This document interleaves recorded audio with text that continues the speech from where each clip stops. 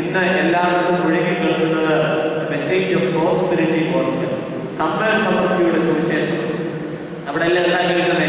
നീ അനുഗ്രഹിക്കപ്പെട്ടവനാണോ? നിനക്ക് ധനമുണ്ടാകും, നിനക്ക് ധനവും നിനക്ക് മക്കളും നിനക്ക് എല്ലാ തരത്തിലുള്ള സൗഭാഗ്യങ്ങളും ഉണ്ടോ? നീ അനുഗ്രഹിക്കപ്പെട്ടവനാണ്. ഇതാണ് ഇന്ന് കൊടുക്കുന്നതായ ഏറ്റവും വലിയ ഒരു സന്ദേശം. ഇന്നത്തെ ഉത്തരാധുനിക സമൂഹം, പുതിയ പുതിയ സഭകൾ മനുഷ്യന് കൊടുക്കുന്ന ഇതാണ്. നിന്റെ അനുഗ്രഹത്തിന്റെ മാനദണ്ഡം സമ്പൽ സമൃദ്ധിയാണ് എന്ന് പറയുന്നത്. എന്നാൽ പൗരസ്ത്യ സഭ പഠിപ്പിക്കുന്നത് അനുഗ്രഹത്തിന്റെ മാനദണ്ഡം എന്ന് പറയുന്നത് സമ്പൽ സമൃദ്ധി അല്ല, അനുതാപമുള്ള മനസ്സ്. തകർന്നു മുറുകി ഹൃദയത്തിരിക്കുന്ന ഹൃദയത്തെ, തകർന്നിരിക്കുന്ന ഹൃദയത്തെ, മുറുകിയിരിക്കുന്ന ഹൃദയത്തെ യഹോവ കടാക്ഷിക്കുന്നു. അവിടെ അനുഗ്രഹം ഉണ്ടാകും. എത്രമാത്രം സമ്പൽ സമൃദ്ധി നമ്മൾ നേടിയെടുത്താലും അവസാനം ഇയ്യോബിനെ പോലെ നമ്മളും പറയും, നഗ്നനായി ഞാൻ എന്റെ അമ്മയുടെ ഉദരത്തിൽ നിന്ന് വന്നു, നഗ്നനായി തന്നെ ഞാൻ മടങ്ങിപ്പോകും.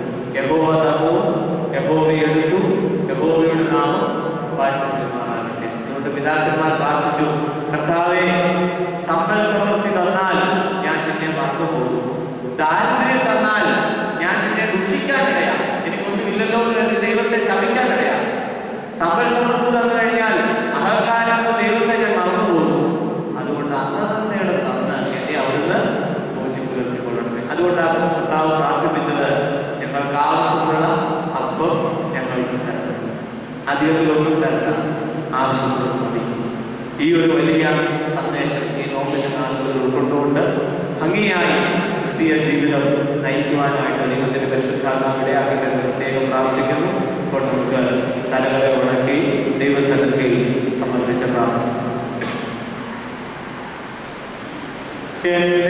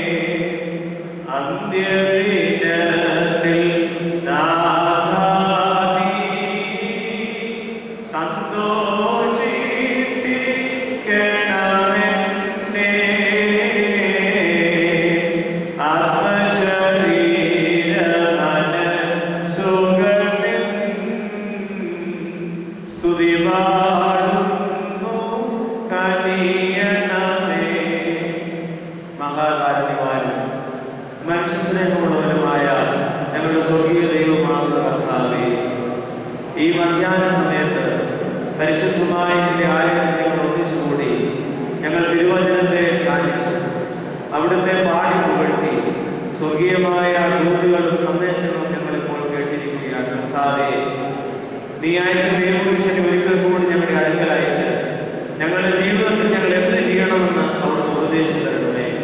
ദൈവമേ, നിന്റെ സാന്നിധ്യം ജീവിതത്തിലുടനീളം അനുഭവിച്ചറിയുവാൻ ഞങ്ങൾക്ക് അവിടുന്ന് സഹായിക്കണമേ. സഹകരണത്തിന്റെ ആത്മാവിനെ ഞങ്ങളുടെ ഉള്ളിൽ അയക്കണമേ.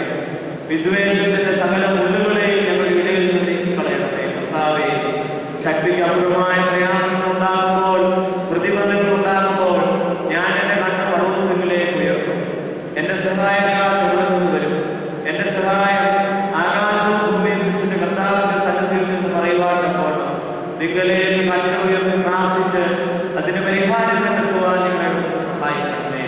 കർത്താവേ, ജീവൻ നൽകുന്നതിന്റെ തിരിച്ചറിയങ്ങളെ അനുഭവിച്ചുകൊണ്ട് കൂദാശയുടെ അനുഭവത്തിൽ, വചനപഠനത്തിന്റെ അനുഭവത്തിൽ ജീവിക്കുവാൻ നിങ്ങളെ സഹായിക്കണമേ.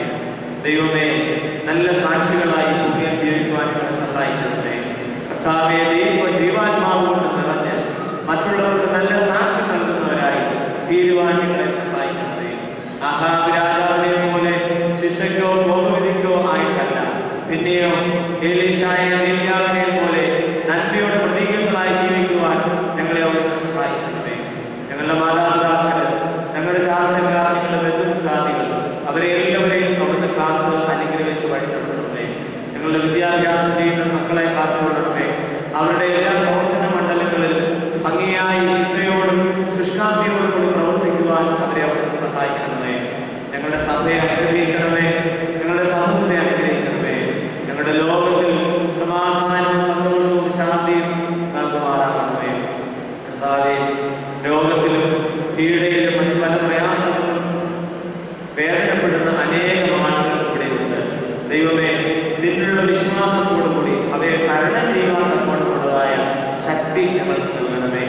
ഞാൻ നിന്റെ ദൈവമായ യഹോവയാകുന്നു, ഭയപ്പെടേണ്ട, ഞാൻ നിന്നോടുകൂടെ ഉണ്ട്, ഭ്രമിച്ചു നോക്കേണ്ട, ഞാൻ നിന്റെ ദൈവമാകുന്നു, ഞാൻ നിന്നെ കാത്തുകൊള്ളും, എന്റെ ഉള്ളകയിൽ ഞാൻ നിന്നെ താങ്ങിക്കൊള്ളുമെന്നുള്ളതായ ആ വലിയ വചനം മനസ്സിലാക്കുന്നുണ്ട്. അത് ഹൃദയത്തിൽ സംഗ്രഹിച്ചുകൊണ്ട് കൂടുതൽ ധൈര്യത്തോടും വിശ്വാസത്തോടും കൂടെ ഞങ്ങൾക്ക് ജീവിക്കുവാനായിട്ട് അവിടുത്തെ ശക്തി നൽകണമേ. ഞങ്ങളുടെ വാങ്ങിപ്പോയവരെ ഇപ്പങ്ങളുടെ പ്രതീക്ഷയായി അവിടുന്ന് ആശ്വസിപ്പിക്കണമേ. കർത്താവേ, ഞങ്ങളുടെ ജീവിതത്തിലെ കുറവുകളെ ശ്രദ്ധിക്കണമേ. ഞങ്ങളെ കഴുകി വെടിപ്പാക്കി വിശുദ്ധിയുള്ളവരാക്കി തീർക്കണമേ. നിന്റെ രണ്ടാമത്തെ വരവിൽ ശ്രേഷ്ഠമായ മുഖപ്രസന്നതയ്ക്ക് ഞങ്ങളെ യോഗ്യരാക്കണമേ. പരിശുദ്ധനായ മാർത്തോമാശ്ലീഹായുടെയും മാർത്തോസ്ലീഹന്മാരുടെയും മഹാപരിശുദ്ധനായ പിതാവിന്റെയും പ്രാർത്ഥന ഞങ്ങൾക്കെന്ന് കോട്ടയായിരിക്കട്ടെ. കർത്താവേ, ഞങ്ങളെ ആലയത്തിലേക്ക് വന്നു, ഞങ്ങൾ ഒഴിഞ്ഞവരായി വന്നു, നിറഞ്ഞ് കവിഞ്ഞവരായി അനുഗ്രഹത്തിന്റെ വലിയ ആ സിദ്ധി ഞങ്ങൾ പ്രാപിച്ചുകൊണ്ട് ഞങ്ങളുടെ ഭവനത്തിലേക്ക് പോയി മലമേൽ ശോഭിക്കുന്ന വിളക്കുകളായി അനേകം പ്രകാശം പരത്തി കൊടുക്കുന്ന ദീപനാളങ്ങളായി തീരുവാൻ ഞങ്ങളെ സഹായിക്കണമേ. കർത്താവേ, ബലഹീനമുള്ളതും കുറ്റമുള്ളതുമായ പ്രാർത്ഥനകളെ അവിടുന്ന് കേട്ട് അംഗീകരിച്ച് ഞങ്ങളെ വഴിനടത്തുമാറാകണമേ. ആയത് പിതാവിന്റെയും പുത്രന്റെയും പരിശുദ്ധാത്മാവിന്റെയും നാമത്തിൽ താഴ്മയായി അപേക്ഷിക്കുന്നു. കൃപയോടെ കേട്ട്